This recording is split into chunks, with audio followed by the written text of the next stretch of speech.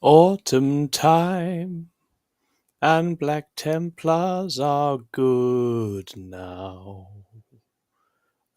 Good afternoon to you all. Tom, the lowest of men, here with your latest Meta Weather Report. I have been scouring the nation, reading the winds, staring at rain, kicking snow, and generally pondering to try and get you, the listener, a clearer sense of how the competitive 40k weather is shaping up. And boy, is it shaping up. So let's dive in. The big surprise of the weekend, after a huge number of players gathered for the London Grand Tournament, is that the game is looking pretty healthy. Those travelling to the top of the game are likely to still find showers of elf, but there are some fresh contenders.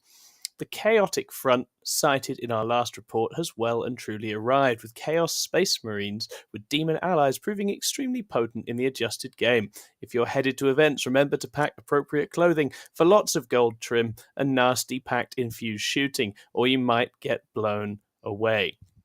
As if from nowhere, a hefty current of Black Templar Space Marines has landed on the UK scene, showering everybody in tough, cheap marine bodies and trapping tricks and shenanigans with excellent movement.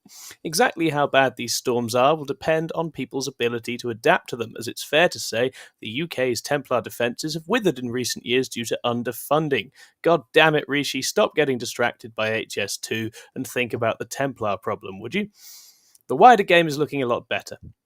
Votan and Admech hail sightings are still on the up. Death Guard are a happy, noxious cloud once again, and GSC, T-Suns, and Custodes storms seem to have abated somewhat, with key nerfs to free stratagems and some points rises. They all appear to be manageable now, but remain vigilant.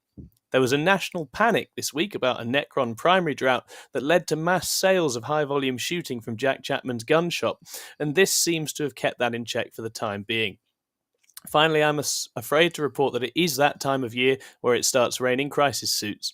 Tau are back, baby, posting big numbers and proving a serious menace around the world once again, with some cheaper units to complement their heavy shooting.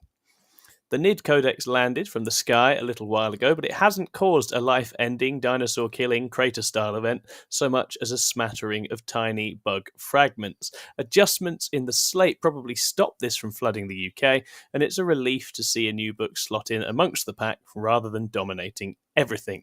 We'll have to wait and see how Marines clouds have been gathering this month affect things, but the early signs are that this should be reasonably easy enough to handle, and homes and metas will avoid serious, long-lasting damage.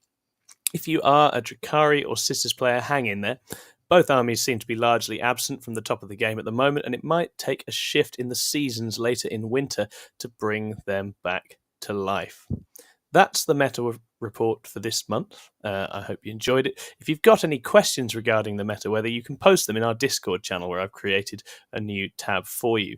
And I will see you again next time.